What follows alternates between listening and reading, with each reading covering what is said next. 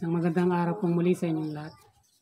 At saan man panig kayo ng Pinas naroroon, unang mundo man, binabati ko po kayo. God bless pong muli.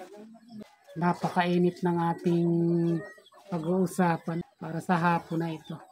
Kung ano yung init na tinutukoy ko, ito yung init mismo na nangyayari sa West Philippine Sea. At ang reaksyon na gusto ko rito gawin kung paano sisihin ang kasalukuyan. Inklawan man yan o loyalist, Pangulong Duterte sa nangyayaring gulo dyan ngayon sa Philippines. Ito ang gusto kong reaksyonan dito dahil kitang-kita natin na nagpapaipa lang ito, nagpapagwapo lang. Hindi naman talaga yung solusyon sa problemang nakikita natin dyan sa Philippines. Ang gusto nito, kundi ang sarili din itong hangarin. Alala nyo yung live na yun ni Roque? O dito, anong masasabi mo dito, Roque? Yung mga Duterte diehard supporters dyan. Ha? Ang Pilipinas ba ang nagpo-provoke? Ha? Pilipinas ba ang nagpo-provoke sa lagay na yan? Nasaan dyan yung provokasyon ng Pilipinas? Ha? Kaya yung mga ano na yan, mga kapunyog, ito, panahon na ito na pagbayari natin sila Duterte. Kakataksila nila sa bayan. Panahon na raw.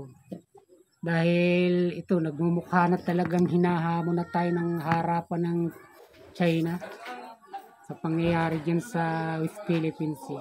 Panahon na para pagbayarin ang mga Duterte o si Duterte sa ginawa nitong pagtataksil sa bayan. Hindi kita mo kung gaano kaipal ang taong to. Yung ulit ko, ito'y pinklawan to.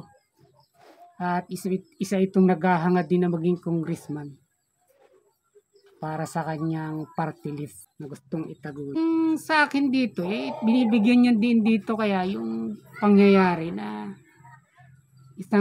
isang pangharas muli na ginawa ng China dun sa mga ating marine biologists dyan sa Ayungin, yung malapit na isla dyan sa Ayungin, isang sandbar na tinapatan ng helicopter ng China na yung hindi umaalis ba sa tapat niya. Halos nasa 10 minuto. Siyempre, pagkalakas-lakas ng hangin na mararamdaman ng tao noon pag nasa tapat ka noon. Para ka doon sinusubas ko ng kumbaga 60 kilometer ang lakas. Hindi ko sinasabing hindi natin kukundinahin ang mga ginawang to ng China. Pero ang bigyan ng reaksyon dito, itong pamamaraan ng vlogger na ito, na kung titingnan mo, totoo, may malasakit din siya sa Philippines. Parang gano'n ang dating niya. Pero at the same time, na may malasakit nga siya na ipinakikita sa tao, yun pala, gusto niya palang ikampanya yung sarili niya. At samantalang ganyan yung nangyayari, sinisisi niya si Duterte para palutangin yung kanyang sarili na sila ang bida sa nangyayaring ito sa West Philippines. Tuloy natin itong kanyang pagtalakay na ito. Naririnig nyo ba ngayon si Sara Duterte na may comment sa mga nangyayaring ito? Wala. Pati si Sara talaga idinadamay na niya. Siyempre sa nalalapit na eleksyon, marami talaga itong mga kasamahan na gusto niya talagang lumabas sa siyempre midterm election tayo. Ito ang gusto kong reaksyonan dito. Na animo, kung titingnan mo siya, talagang pinagtatanggol niya yung Philippines. Galit na galit siya sa mga Chinese. Pero ito nga, matapos niyang ilabas dito na tila isang mga pro-China na walang pakialam tong mga Duterte o si BP Sara o si Harry Roque na di umano makapili niya. Pinagbibili ang Pinas. Yung pala sa dakong huli, ikakampanya lang pala nito yung kanyang pagkandidato ngayong midterm election. Para gusto lang nitong ibaon yung mga pinag-iinitan niyang mga politiko para silang lumutang dito. At makmukha sa mata ng taong bayan na sila yung magagaling at sila yung talagang may pagmamahal sa bayan. Tahimik na lang si Bongo, tahimik na lang si Tolentino, pero wag tayong paluloko, mga kabunyog, mga kababayan.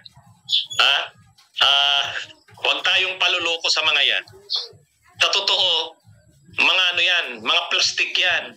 Ngayon, nananahimik lang yan. Kunwari, wala silang masabi dyan. Pero ang totoo, mga maka-China yan. Pag nanalo na yan sila Bato, sila Bongo uli, maka-re-elect sa 2025, sila Tolentino, lalabas na ang pagka-maka-China yan. Si Sara Duterte, pag naging presidente yan ng Pilipinas, wag naman sana, wala. Talagang maka-China yan. Balik tayo sa panahon ni Duterte, mga kabunyog, mga kababayan. Kita niya mga pagdidiin niya. Talagang masyadong madidiin yung kanyang mga words dito na ginagamit para lang tuluyan na talagang sirain yung imahe ng Duterte, lalo na ni VP Sara. At saka ang mga sabi nga niya, re-election is ngayong midterm election ng 2025.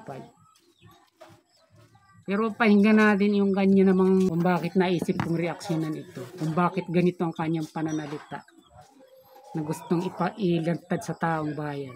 At kaya nga itong issue rin na ito ng Chacha, huwag tayong papayag dyan sa Chacha. Kasi ang Chacha, yung mga natural resources natin, gagawin ng 100% na pag-aari ng dayuhan. Yan ang gustong mangyari ng mga senador at saka mga kongresista. Yan din ang problema kay Marcos at Romualdez eh. Purong pinklawan talaga siya. Dahil sa pagkakataong to, inuupo niya talaga na mapunta sa kanila yung momentum na silang purihin at maging maganda sa paningin ng tao. O ngayon, tinitira naman niya dito ang Chacha ni Marcos at ni Romualdez na umano magbibigay din ito, magpapakita kung ito yung mga mangyayari na yung economic Chacha natin, magiging sarili na ng mga Chinese na negosyante. Ang mga pag-aari o mga negosyo na itatayo dito sa atin, o ang mga properties. Hindi katulad ngayon na kumbaga 40% lang sa dayuhan sa mga foreigners at 60% pa rin sa mga Pilipino. Maliwanag na kakamping itong taong ito sa kanyang mga pagtalakay na ito. At siyempre, suma total nito, panoorin ninyong suma total nito. Wala mga kabunyog. Kailangan talaga tayong magkaisa na bilang mamamayan. Yan po ang ipinaglalaban ngayon ng bunyog. Suportahan niyo po ang bunyog. Ako po ang first nominee. Lumalaban tayo sa party list. Lalaban tayo sa May 2025 elections. Pag nanalo po ang bunyog, ako po ang uupong congressman bilang first nominee. Magiging boses tayo laban sa China sa ating kamara. Kailangan nating ihalal ang mga makabayan, mga patriotic na mga leader ng bansa sa Kongreso, sa Senado. Yan po ang gawin natin mga kabunyog, mga kababayan. Ilang palang ending ng kanyang mga himutok sa mga ginagawang pabubuli ng China. Ikampanya yung sarili niya, siya itatakbo sa Kongreso at para maging busis siya kontra sa mga ginagawang pangharas ng China. Nakakalungkot talaga. Kaya paano natin makakamit yung talagang legit na malasakit talaga natin sa Philippines. Kung ganitong parating nilalaw ka ng politika, yung mga balat kayo, mga ipokrito, kunyari mapagmahal, ipinagtatanggol. Pero tingnan mo kung saan panahon, saan administrasyon nakuha yung Scarborough yun. Sa mga kalyado nito, panahon ni Aquino, mga dilawan. Tapos ngayon ito, dahil natalo siya nung nakarang eleksyon, gusto na naman niyang lumabas at mambula ng tao na siyang ihalal at sigurado lalabanan niya mga pangharas ng China na ginagawa dyan sa West Philippines. Maliwanag yung narinig natin sa kanya.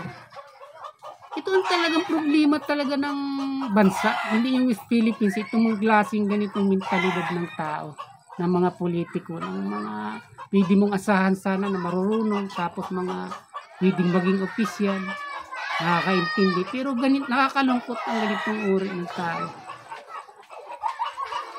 Kasi talagang mababanagan mo naman. Sa una talagang kala mo yung kanyang ginagawa para talaga sa bayan.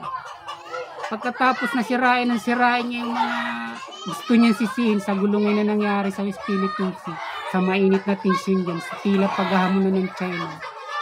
Ito naman, ibibida pala niya yung kanyang pagtakbo ngayong midterm election. At iwan natin tong politikong ipal na ito. Katulad ng sabi ko, hindi ko sinasang-ayunan ang mga ganitong pangharas at pambubuli na nakikita natin, nababalitaan at napapanood na ginagawa ng China sa ating kapwa Pilipino doon. Ang sa akin dito, kanina ba talagang nagsimula ito? Talaga bang si Duterte ang dapat sisihin natin dito? O yung kasalukuyan na siyang nagtulak ng ganitong pulisiya na magdadala doon ng istruktura sa Ayungis yun para gawing bali isang building facilities.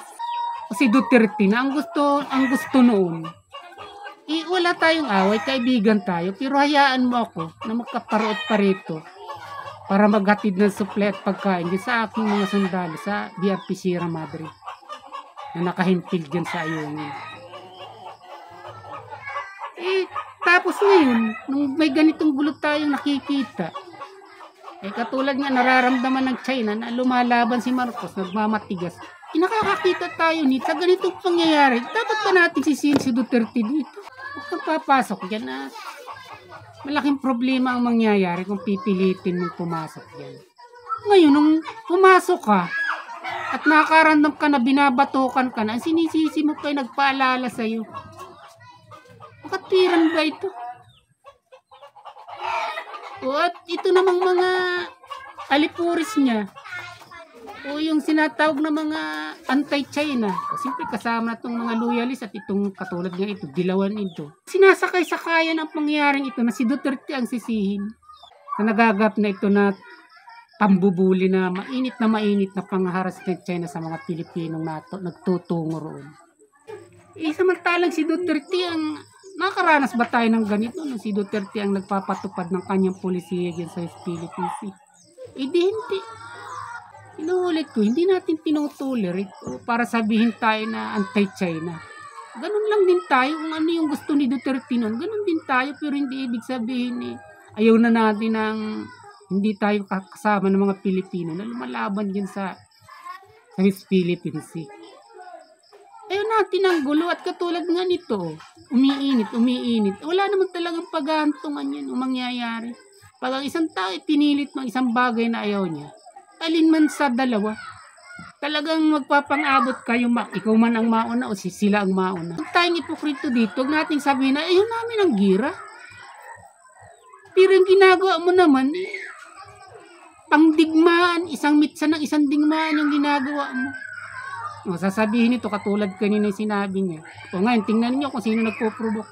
Ito na nga, nag-ugat yun sa pagsisimula mo ng pulisiya mo na yun ang gusto mo. Tayuan mo ng istruktura dun. Yung nag-umpisa yun, huwag mong bibigyan din na yung ngayon lang mismo nangyayari. Isasabihin mo na kung sino talaga yung nagpo-provoke yan ng away. Kaya nga nangyayari doon na nga nag-umpisa yan sa pulisiya na sabi ko nga yun ang sinusulong ng ating Pangulo ngayon. At doon tayo tumutok, suportahan natin yun kung doon talagang ayaw niyang baguhin yun.